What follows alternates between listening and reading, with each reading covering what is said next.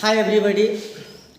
पिछले क्लास के वीडियो में हम आपको बताए थे प्रतिरोध और प्रतिरोध पर ताप का प्रभाव और चालकत्व के बारे में, और रिमेंबर पॉइंट पर भी हम चर्चा किए थे, जिसमें सबों का एसआई यूनिट और डायमेंशन के बारे में हम चर्चा किए थे। उस वीडियो को आप अच्छे ढंग से रिवाइज करते रहें तो अच्छा रहेगा।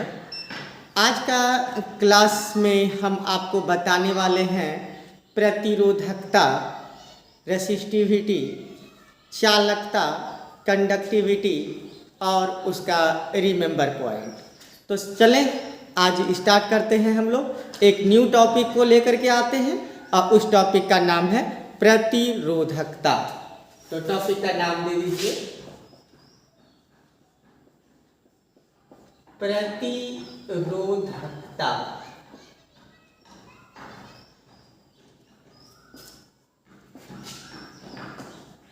रेसिस्टिविटी,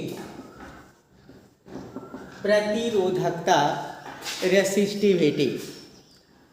तो सबसे पहले हम जानेंगे कि प्रतिरोधकता क्या होता है।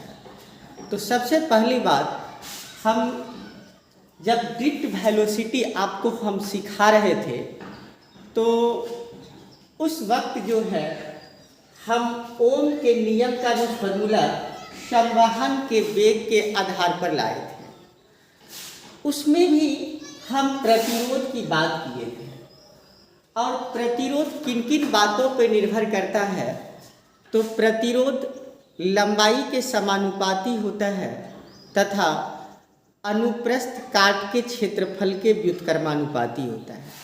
लेकिन जब हम R समानुपाती L और व्युत्क्रमानुपाती हो गया क्रॉस सेक्शन एरिया के, तो जब ये दोनों को एक साथ लिखते थे तो L/A लिखते थे, लेकिन समानुपाती का साइन जब हटता था तो हम एक कांस्टेंट टर्म लेके चलते थे, और ये कांस्टेंट टर्म हमारा रो कहलाता है।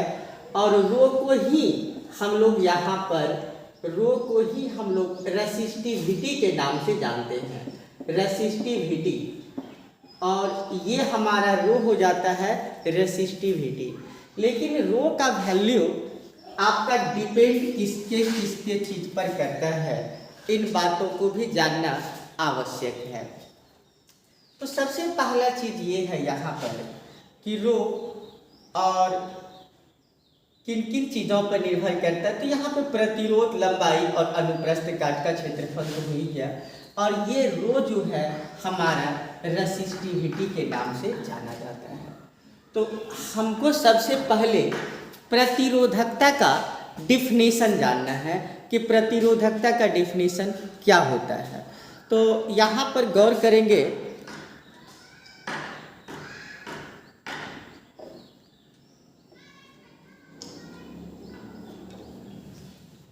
प्रतिरोधकता के बारे में। किसी चालक का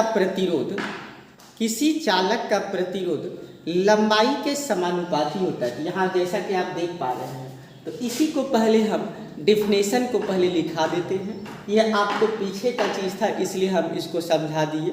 और यहाँ पर आप लिखेंगे किसी चालक का प्रतिरोध, किसी चालक का प्रतिरोध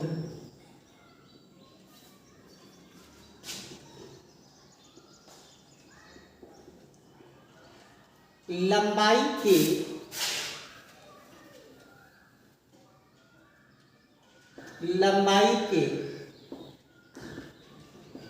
समानुपाती तथा अनुप्रस्थ काट के क्षेत्रफल के व्युत्क्रमानुपाती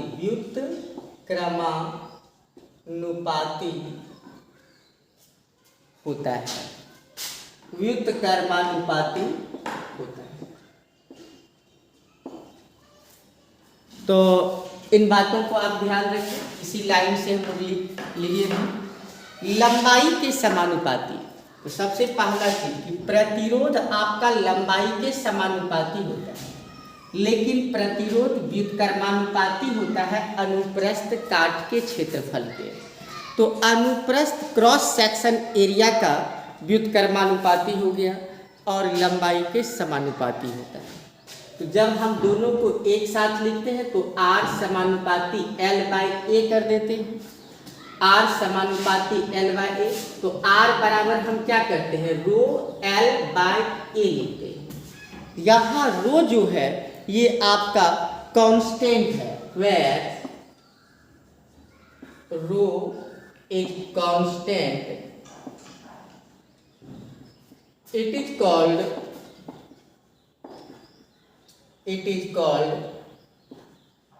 रेसिस्टिविटी। जहां रो एक नियतांक है, हिंदी में बोल रहे हैं इसको, जहां रो एक नियतांक है, जहां रो एक नियतांक है जिसे प्रतिरोधकता कहा जाता है, जिसे प्रतिरोधकता कहा जाता है, जिसे प्रतिरोधकता कहा जाता है। तो इस बात को ध्यान रखें, ये रो ही हमारा हो जाता है रेसिस्टिविटी और प्रतिरोधकता बोलते हैं इसको, कांस्टेंट टर्म है रो। अब ये चीज को ध्यान दीजिएगा कि अभी तक तो हमारा डिफिनेशन नहीं बन पाया है कि प्रतिरोधकता का क्या परिभाषा हम डालें। तो प्रतिरोधकता का परिभाषा हमको बनाना पड़ेगा और इसी के आधार पर ही हम प्रतिरोधकता का डिफिनेशन तैयार करेंगे। तो देखिए कैसे हम तैयार करते हैं प्रतिरोधकता का डिफिनेशन, गौर कीजिए। R = रो L/A है। अब जरा सा इसको हम मिटा रहे हैं, थोड़ा सा डिफिनेशन भी नोट कर लीजिए आप लोग।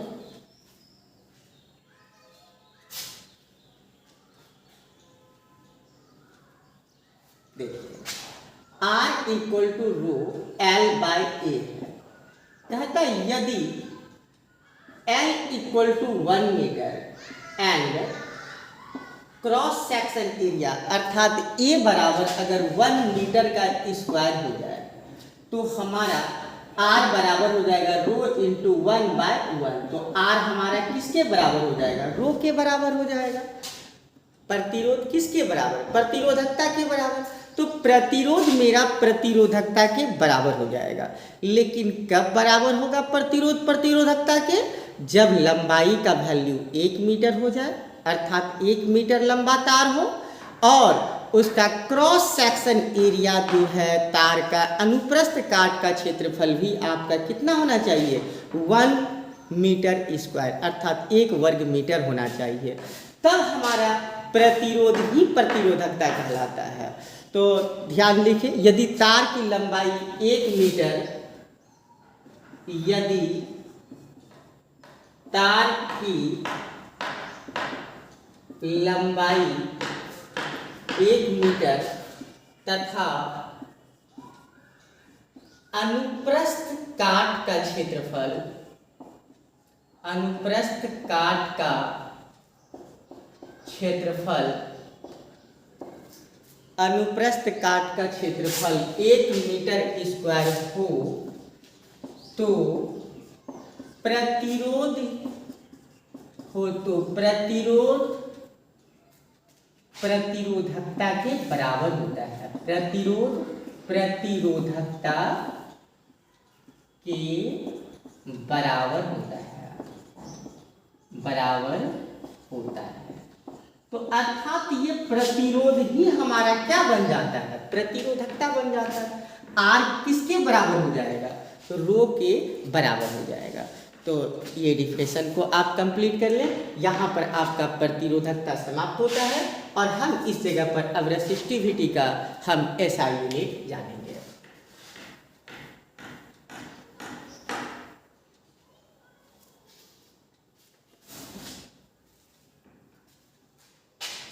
जैसा कि आप फार्मूला से देख पा रहे हैं R equal to rho L by A है, तो रो के लिए क्या फार्मूला बनाइएगा, R A बाय L बनाइएगा। R मल्टीप्लाई क्रॉस मल्टीप्लाई कर रहे हैं तो R को A से मल्टीप्लाई करेंगे और रो इंटू L, तो L इधर जाकर के डिवाइड में आ जाएगा। तो इस तरह से रो के लिए फार्मूला हो जाएगा R A बाय L। तो SI unit of resistivity, SI unit of resistivity प्रतिरोधकता का SI मात्रक, प्रतिरोधकता का SI मात्रक। अब देखिए प्रतिरोधकता का SI मात्रक क्या लिखिएगा। R के लिए तो आप ओम इस्तेमाल कीजिए, प्रतिरोध के लिए ओम, और क्रॉस सेक्शन एरिया के लिए मीटर का स्क्वायर और लंबाई के लिए मीटर। तो मीटर 1 मीटर कैंसिल हो गया, तो क्या बना ओम मीटर। इसका SI यूनिट क्या तैयार हुआ, ओम मीटर। याद रखिएगा प्रतिरोधकता का SI मात्रक ओम मीटर, और प्रतिरोधकता को सूचित किससे करते हैं, तो रो से। रो बोल रहे हैं, आराम से सुनिए, रो RHO रो, रोमो का रो पढ़ना है इसको, रो। और ये रेसिस्टिविटी का भी सिंबल होता है। एक सिंबल हम रो का इस्तेमाल करते थे घनत्व के लिए, तो यही रो है घनत्व वाला, लेकिन यहाँ पर क्या कहलाएगा, रेसिस्टिविटी कहलाएगा, प्रतिरोधकता कहलाता है। ओके, तो प्रतिरोधकता के लिए आप यहाँ पर जाने SI यूनिट, लेकिन क्या SI यूनिट ये लॉन्ग फॉर्म है, नहीं ये शॉर्ट फॉर्म है। तो लॉन्ग फॉर्म में यूनिट ओम का क्या लिखते हैं आप लोग, केजी लिखिएगा, मीटर का स्क्वायर लिखिएगा, प्रति सेकेंड का क्यूब लिखिएगा, और एम्पियर पे पावर -2 लिखिएगा। ये आप किसका लिखते हैं, ओम का लिखिएगा, ओम का ये होता है, लेकिन बगल में एम भी है, तो इस तरह से आप क्या हो जाएगा, केजी मीटर का क्यूब सेकेंड पर क्यूब और ए पर पावर -2। तो अब आप ये यूनिट का भी इस्तेमाल करिए। तो यहाँ हमने इसके बारे में सीखा, यूनिट ऑफ रेसिस्टिविटी, और अगला पॉइंट हम इसी जगह पर अब डायमेंशन भी सीख लेते हैं। जब लॉन्ग फॉर्म जब यूनिट लिख लेते हैं तो इसका हम डायमेंशन भी लिख लेंगे। तो डायमेंशन, तो डायमेंशन इसका क्या हो जाएगा, ML3 P-3 और A-2। तो ये डायमेंशन जो है आपका हो जाता है रेसिस्टिविटी का। तो चलिए यहाँ पर आपको हमने यूनिट भी बताया और इसका यहाँ पर हम डायमेंशन को भी यहाँ पर जिक्र किया प्रतिरोधकता का। तो रेसिस्टिविटी के बारे में आप यहाँ पर जान लिए। अब इसके बाद हम लोग अगले टॉपिक पर चलेंगे और उस टॉपिक का नाम है चालकता। चालकता अगला टॉपिक होगा और उसको अंग्रेजी में बोलते हैं कंडक्टिविटी। पिछले क्लास के वीडियो में एक जगह हम कंडक्टिविटी बोल देते, वहाँ पर कंडक्टेंस होगा, तो यहाँ पर उस बात को भी ध्यान में रखिएगा। चालकत्व जिसको कहते हैं, चालकत्व को कंडक्टेंस बोलते हैं और चालकता को कंडक्टिविटी बोलते हैं। तो अगला टॉपिक हम डालेंगे चालकता।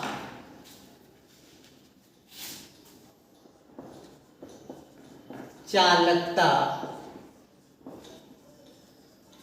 कंडक्टिविटी, चालकता। तो चालकता का डिफिनीशन अब क्या होगा, तो पहले तो एक डिफिनीशन को आप पहले सीखे थे, प्रतिरोध का डिफिनीशन के बाद आप सीखे चालकत्व का परिभाषा। तो चालकत्व का डिफिनीशन क्या हुआ, प्रतिरोध के व्युत्क्रम को चालकत्व कहा जाता है। ध्यान से सुनिए, प्रतिरोध के व्युत्क्रम को चालकत्व कहा जाता है, इसे G से सूचित करते हैं। तो G वाला तो हम पढ़ चुके हैं, G बराबर फार्मूला 1/R। लेकिन यहाँ क्या है, चालकता, ये प्रतिरोधकता का व्युत्क्रम होता है। ध्यान से सुनिए इस बात को, प्रतिरोधकता के व्युत्क्रम को चालकता कहा जाता है। तो इसका डिफिनेशन नोट कर लीजिए, प्रतिरोधकता के व्युत्क्रम को चालकता कहा जाता है। चालकता कहा जाता है, अर्थात reciprocal of resistivity is called conductivity कहा जाता है। इसे सिग्मा से सूचित किया जाता है, small sigma, it is denoted by sigma, इसे सिग्मा से सूचित किया जाता है, से सूचित किया जाता है, इसे सिग्मा से सूचित किया जाता है। अब बताइए सिग्मा के लिए क्या फॉर्मूला हो गया, 1 बाय प्रतिरोधकता, यहाँ गौर कीजिएगा, ये हो जाएगा आपका प्रतिरोधकता, सिग्मा बराबर 1 बाय रो, सिग्मा के लिए फॉर्मूला बन गया 1 बाय रो। तो इस तरह से आप ध्यान रखिए, चालकता के लिए हम सिंबल दे रहे हैं सिग्मा, प्रतिरोधकता का सिंबल दिए रो, चालकत्व का सिंबल दिए कैपिटल जी, प्रतिरोध का सिंबल दिए आर। तो ये छोटे छोटे बात को आप ध्यान में रखेंगे तो आपको न्यूमेरिकल शब्द बनाने में बहुत सुविधा होगा, इसलिए इसको आप ध्यान से देखिए। तो सिग्मा इक्वल टू क्या हो गया आपका 1 बाय रो हो गया। अब हम इस जगह पर एसआई यूनिट जानना चाहते हैं, तो एसआई यूनिट ऑफ कंडक्टिविटी, तो अब देखिए यहाँ पर 1 बाय, अभी रो के लिए सीखे ओम मीटर, प्रतिरोधकता का एसआई मात्रक सीखे ओम मीटर। तो अभी आप क्या लिखिएगा इसको, प्रति ओम प्रति मीटर, यानी ओम पर पावर भी -1 हो जाएगा, क्योंकि नीचे से ऊपर जा रहा है, तो ये इसका हो गया प्रति ओम प्रति मीटर। तो इस तरह से हम यहाँ पर प्रति ओम प्रति मीटर जो है एसआई यूनिट जो है हम यहाँ पर सीखे, किसका, कंडक्टिविटी का एसआई मात्रक प्रति ओम प्रति मीटर। तो अब इसका लॉन्ग फॉर्म भी यहाँ पर जान लेते हैं। लॉन्ग फॉर्म यूनिट क्या, केजी पर पावर आपका -1 हो जाएगा, उसका अपोजिट होगा, प्रतिरोधकता का अपोजिट होगा। जहाँ पर केजी लिखाया था वहाँ पे केजी पर पावर -1 हो जाएगा। जहाँ मीटर लिखाया था, मीटर पे पावर 3 लिखाया था, वहाँ पर लिखाएगा मीटर पे पावर -3। जहाँ सेकेंड पे लिखाया था, सेकेंड पे पावर वहाँ था -3, अब यहाँ पे लिखाएगा +3, और एम्पियर पे पावर जहाँ पे -2 था, यहाँ पे लिखाएगा +2। तो इस तरह से एसआई यूनिट ऑफ कंडक्टिविटी, देखिए ध्यान दीजिए, क्योंकि इसी का अपोजिट हो रहा है, ओम मीटर का उल्टा हो रहा है, इसीलिए प्रति ओम प्रति मीटर, इसी के आधार पर हम लिख रहे हैं यहाँ पर। जब ये अपोजिट हो गया तो ओम मीटर का उल्टा हो गया, तो जो ओम मीटर का जो लॉन्ग फॉर्म बना था बस उसी का अपोजिट, जिस पे प्लस था उस पे माइनस, और जिस पे माइनस होगा उस पर पावर प्लस हो जाएगा।